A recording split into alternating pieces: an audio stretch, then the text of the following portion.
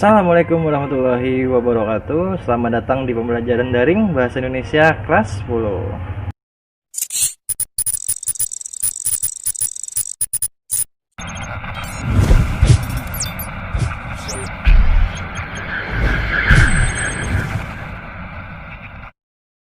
Berjumpa lagi dengan saya Ahmad Yasir di channel Aku Berindonesia, tempatnya pembelajaran daring Bahasa Indonesia kelas 10.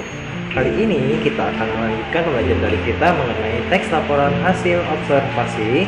Apa itu teks laporan hasil observasi? Nah, bagi yang belum tahu silahkan cek video sebelumnya di pojokan atas. Oke? Nah, apakah kalian sudah siap untuk pembelajaran daring hari ini? Nah, sebelumnya pastikan kalian sudah melakukan presensi di akun e-learningnya masing-masing. Oh iya, buku yang kita pakai dalam pembelajaran ini adalah buku yang seperti ini. Nah, jadi silakan kalian beli bukunya di toko buku terdekat atau download di link deskripsi di bawah ini. Nah, gitu ya. Oke, sebelum memulai pembelajaran kita, alangkah baiknya kita mulai dengan berdoa. Berdoa dimulai. Bismillahirrahmanirrahim. Raditu billahi rabba wa bil islami dina wa bi muhammadin nabiyya wa rasulah. Rabbi zidni ilman warzuqni fahman. Nah, pembelajaran daring kita kali ini adalah kelanjutan dari teks laporan hasil observasi yang kemarin. Tujuan pembelajaran kita yakni kalian mampu untuk satu, melengkapi isi laporan teks laporan hasil observasi. Yang kedua, membenahi kesalahan isi teks laporan hasil observasi. Jadi ada dua kemampuan yang harus dicapai dalam pembelajaran kali ini, yakni melengkapi isi dan membenahi kesalahan isi teks laporan hasil observasi. Kata kuncinya yang ada dalam pembahasan kali ini adalah mengenai struktur teks laporan hasil observasi. Oke. Nah, yang kita bahas di sini adalah mengenai struktur teks laporan hasil observasi. Sebelumnya, apa itu struktur? Nah, jadi menurut Kamus Besar Bahasa Indonesia atau KBBI, struktur itu terbagi atas 5 pengertian. Yang pertama yaitu 1. Cara sesuatu disusun atau dibangun, susunan atau bangunan. Itu yang pertama. Kemudian pengertian yang kedua, sesuatu yang disusun dengan pola tertentu. Yang ketiga, pengaturan unsur atau bagian suatu benda. Yang keempat pengertiannya, ketentuan unsur-unsur dari suatu benda. Yang kelima, ini berdasarkan ilmu linguistik, yakni pengaturan pola dalam bahasa secara sintakmatis.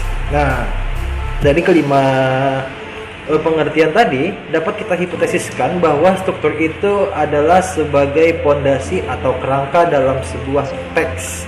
Maksudnya di sini sama halnya seperti sebuah rumah. Untuk membangun sebuah rumah, maka harus ada pondasinya. Apa pondasinya? Yang pasti adalah tiang-tiang rumah itu adalah menjadi pondasi. Kesimpulannya, struktur teks itu adalah hubungan antar unsur-unsur yang membentuk teks sebagai satu kesatuan. Urutan suatu teks agar teks itu terjadi benar, susunan suatu teks yang berhubungan satu sama lain sehingga teks itu tersusun secara sistematis. Nah, seperti itu. Itu pengertian dari struktur dulu. Kembali ke judul awal yang tadi. Melengkapi isi teks laporan hasil observasi. Nah, ketika kita membaca sebuah teks laporan hasil observasi, mungkin kita akan menemukan bagian-bagian informasi yang tidak lengkap. Nah, bagaimana cara menentukan lengkap tidaknya sebuah teks laporan hasil observasi itu? Nah, caranya yakni dengan mengetahui dan menganalisis struktur teks laporan hasil observasi. Lalu, apa saja struktur teks laporan hasil observasi itu?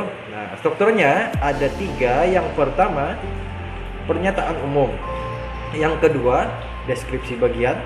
Yang ketiga, deskripsi manfaat. Jadi ada 3 struktur dari teks laporan hasil observasi. Nah, kita bahas yang pertama dulu, pernyataan umum. Pernyataan umum, pernyataannya pernyataan bukan pertanyaan. Jadi pernyataan bukan pertanyaan. Pernyataan umum itu berisi pembuka atau pengantar yang disampaikan. Nah, bagiannya ini menjelaskan mengenai hal-hal umum tentang objek yang dikaji.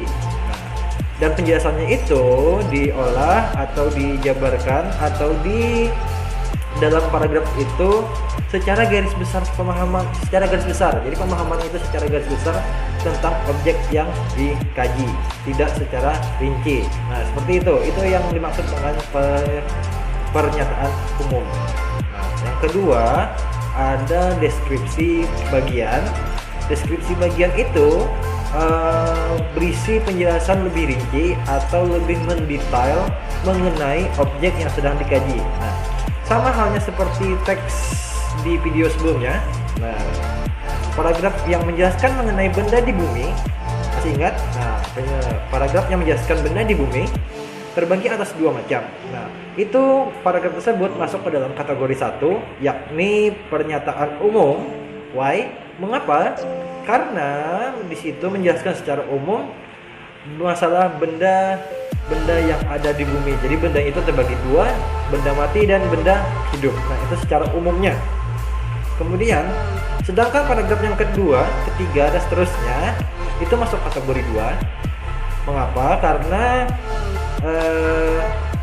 menjelaskan benda-benda di bumi itu secara lebih rinci hingga ke akar-akarnya. Seperti yang kemarin kan kita lihat itu benda hidup, benda mati. Nah, benda hidup itu ada hewan, ada tumbuhan. Lalu benda mati itu ada kaca, air, api, udara, dan lain-lain. Nah, sampai hingga jenis-jenis dari makhluk hidup tersebut. Nah, sampai di situ paham kan? Nah, yang ketiga, struktur yang ketiga atau struktur yang terakhir yaitu bukan teks ya. Maaf. Struktur yang ketiga itu adalah deskripsi manfaat. Nah, deskripsi manfaat itu berisi manfaat atau fungsi bagi kehidupan dari setiap objek yang dikaji atau yang diamati. Jadi maksudnya itu manfaat dari objek yang dijabarkan atau diklasifikasikan dalam teks laporan hasil observasi itu bagi kehidupan kita sehari-hari. Nah, jadi ada 3. Yang pertama tadi pernyataan umum, yang kedua ada deskripsi bagian, yang ketiga ada deskripsi manfaat. Oke.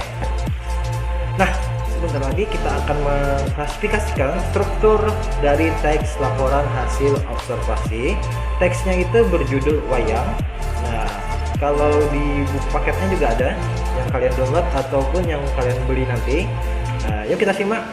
Nah, bagi kalian yang ada di rumah juga boleh itu untuk mengklasifikasikan strukturnya dari teks wayang tersebut. Oke, silahkan disimak.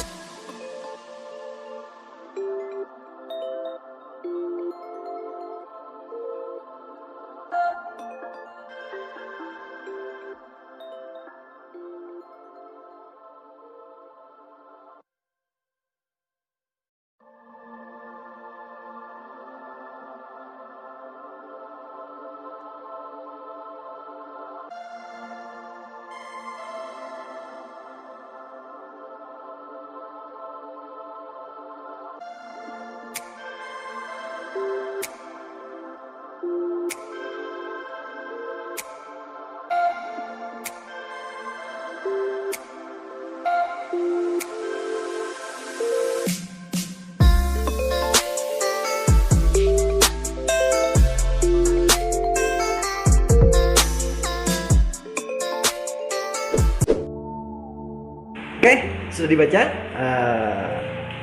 Sudah dibaca kan teks yang ada di video tadi? Nah, ayo videonya jangan di skip-skip ya. Nah, sudah ada yang bisa mengklasifikasikan strukturnya di rumah? Pasti bisa kan? Nah, mari kita cocokkan jawaban kalian di rumah dengan pengklasifikasian struktur teks tersebut. Nah, kita lihat dulu.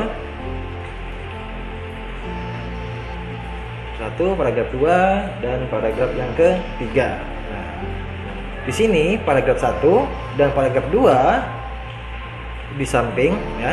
Nah, itu bisa dikategorikan sebagai pernyataan umum. Mengapa? Karena di paragraf tersebut memaparkan jelas tentang definisi wayang dan pengelompokan wayang. Nah, sedangkan pada paragraf yang ketiga di situ dia tidak menjelaskan secara umum atau garis besar mengenai wayang, tetapi lebih secara rinci atau mendetail. Nah, ada yang sama analisisnya dengan jawaban yang di sini. Nah, sampai di sini paham mengenai struktur teks laporan hasil observasi pernyataan umum? Kalau sudah paham, kita lanjut ya. Nah, selanjutnya paragraf yang keempat, kelima, keenam, dan ketujuh. Mari dilihat dulu. Sudah? Nah, dari empat paragraf ini, yang mana yang bukan deskripsi bagian? Ayo, ada yang bisa tebak? Nah, jadi semua paragraf yang ada di atas itu masuk kategori dalam deskripsi bagian. Mengapa? Jawabannya sangat jelas, yakni karena setiap paragrafnya itu menjelaskan lebih mendetail mengenai wayang.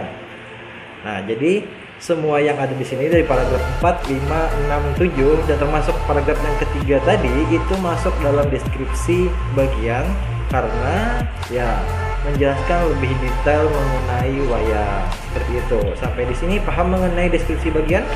Kalau paham, kita lanjut ke struktur yang terakhir. Oke.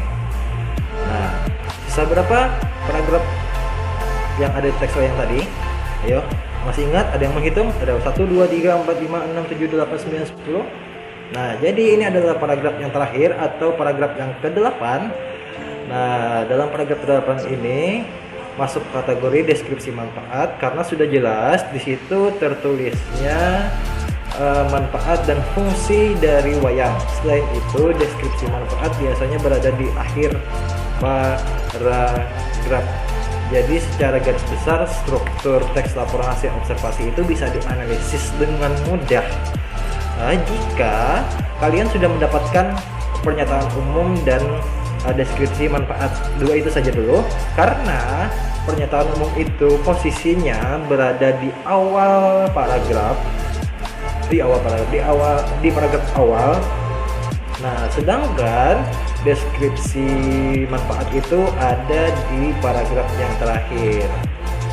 Nah, jadi kalau sudah dapat di awal dan di akhirnya, maka secara otomatis atau secara kemungkinan besar yang di tengah-tengah ini adalah strukturnya deskripsi bagian. Oke. Nah, sampai di sini dulu pembelajaran daring bahasa Indonesia kelas 10. Jika belum paham, tuliskan komentarmu di e-learningnya ya. Nah, kemudian cek tugasnya di CBT e-learningnya. Jangan lupa beri like dan subscribe. Sampai jumpa di pertemuan selanjutnya. Wassalamualaikum warahmatullahi wabarakatuh.